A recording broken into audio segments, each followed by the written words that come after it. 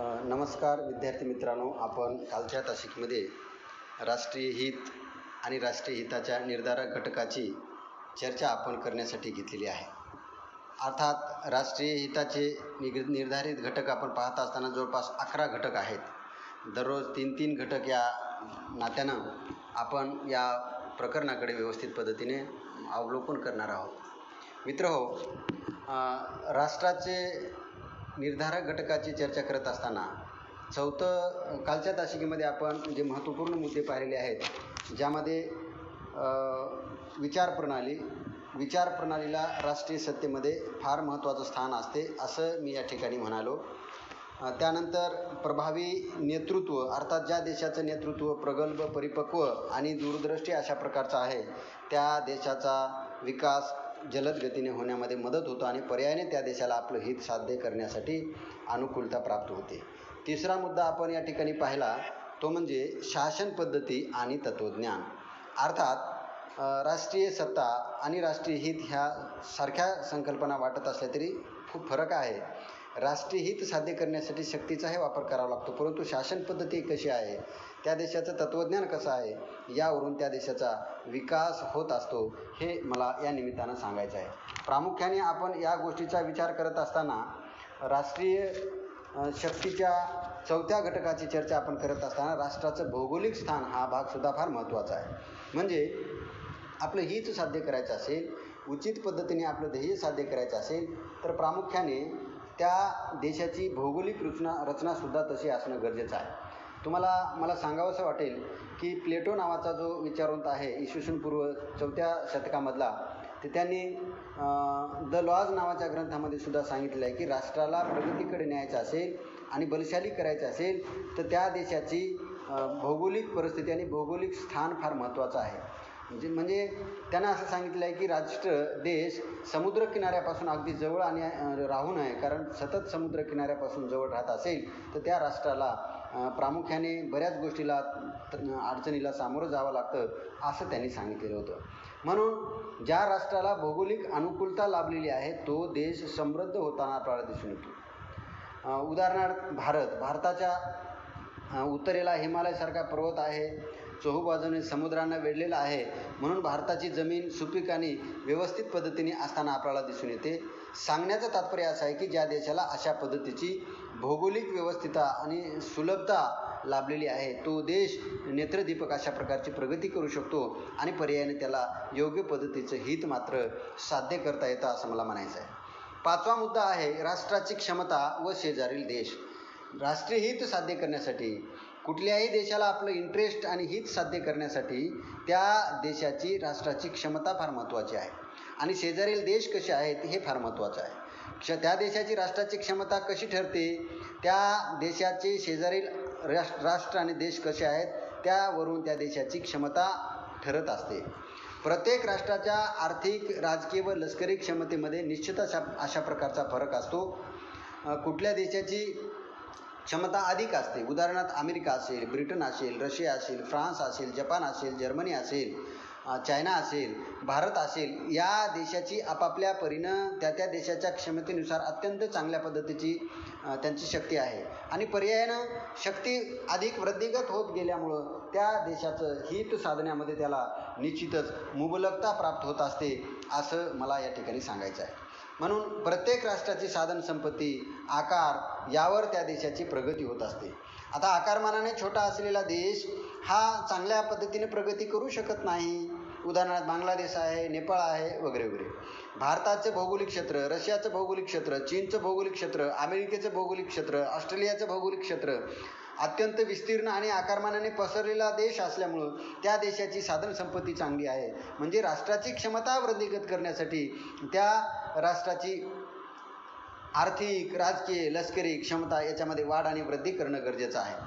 प्रामुख्याने प्रत्येक राष्ट्राची साधनसंपत्ती, आकार यावर त्या देशाची क्षमता विकसित होत असते. म्हणून रशियासारखा देश, अमेरिकासारखा देश सर्वसाधारण अशा प्रकारच्या संकटांना कधीही तो डगमगत नाही. त्याचं कारणच असं आहे की त्यांची क्षमता ही वाढलेली आहे.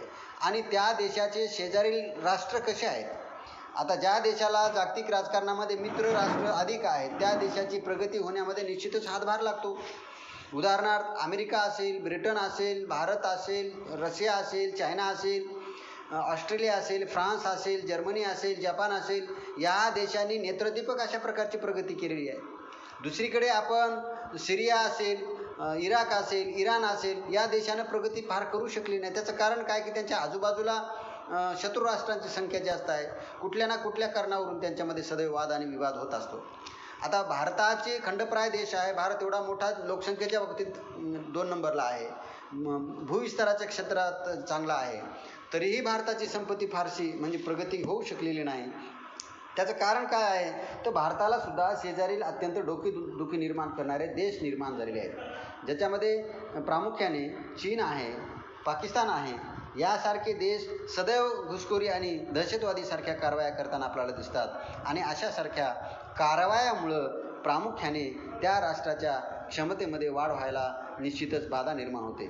आता आपण पाहतो की चीनसारखा देश भारताच्या बाजूला शेजारील असलेला देश गलवानसारख्या भागामध्ये नेहमीच घुसखोरी करून सैन्य घुसवून त्या प्रदेशावर कब्जा मिळवण्याचा प्रयत्न केला, तिकडे तिबेटवर कब्जा मिळवण्याचा प्रयत्न केला.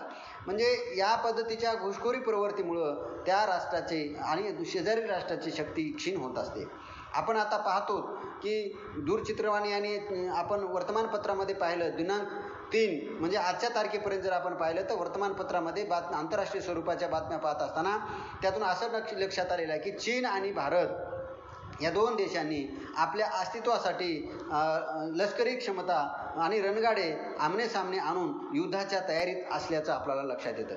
सांगण्याचं तात्पर्य असं आहे की अशा प्रकारची जर परिस्थिती असेल आणि पर्यायाने सतत युद्धमय परिस्थिती असेल आणि युद्धासाठी सतत राष्ट्र तयार होत असतील तर त्यातून संघर्ष आणि संघर्ष आढळतो आणि पर्यायाने आपल्या देशातील नागरिकांचा जीवनमानाचा दर्जा सुधारण्यासाठी लागणारी जी सुबक अशा प्रकारची परिस्थिती आहे त्यावर खर्च करण्याऐवजी शेजारील राष्ट्राला तोंड देण्यासाठी सतत खर्च करावा लागतं.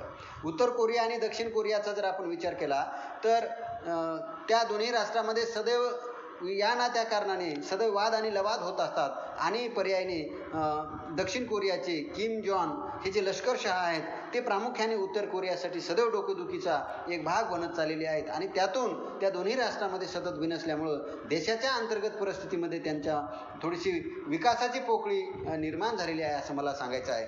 म्हणून राष्ट्राची क्षमता आणि शेजारील देश म्हणजे ज्या देशाला शेजारील चांगले राष्ट्र लाभलेले आहेत त्या देशाचं राष्ट्रहित साधण्यामध्ये निश्चितच मदत होत असते असं मला सांगायचं आहे. 6वा मुद्दा आहे शक्ती व संपत्ती.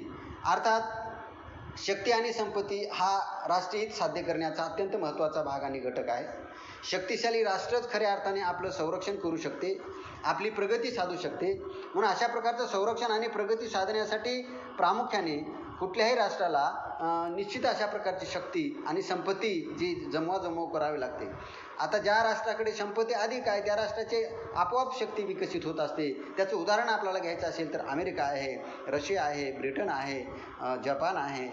अर्थात शक्तीमध्ये वृद्धी करणं हे प्रत्येक राष्ट्राचं हित असतं आणि ते हित साध्य करण्यासाठी संपत्तीसुद्धा साधू लागतं आणि संपत्ती साध्य करण्यासाठी त्या राष्ट्राची नागरिकसुद्धा तेवढे जागरूक आणि सजग लागतात, कर्तव्यदक्ष लागतात असं मला या ठिकाणी म्हणायचं आहे. आंतरराष्ट्रीय संबंधाच्या अभ्यासाचा राष्ट्रहित नावाची ही संकल्पना आपण पाहत असताना शक्तिशाली राष्ट्राचं आपलं संरक्षण करू शकते हे या ठिकाणी लक्षात आलेलं आहे. शक्ती वाढवण्याच्या नादात शस्त्रस्पर्धा वाढीस लागते आणि अशा प्रकारच्या वाढलेल्या शस्त्रस्पर्धेतून परिणामी युद्धाकडे वाटचाल करावी लागते आणि अशा प्रकारे सतत जर युद्धाकडे आपण जात राहू, युद्धाच्या परिस्थितीमध्ये जर आपण गुंतले जाऊ तर देशाचा विकास आणि प्रगती साधण्यामध्ये निश्चितच बाधा निर्माण होत असते. म्हणून राष्ट्रीय हित, नॅशनल इंटरेस्ट ज्याला आपण म्हणूया, राष्ट्रीय हिताचे निर्धारक घटकमध्ये 4था मुद्दा पाहिला आपण, राष्ट्राचं भौगोलिक स्थान. 5वा राष्ट्रीय क्षमता आणि शेजारील राष्ट्रांची मैत्री हा भाग आपण या ठिकाणी पाहिल्यानंतर उर्वरित 6वा भाग आपण या ठिकाणी पाहिला की शक्ती व संपत्ती.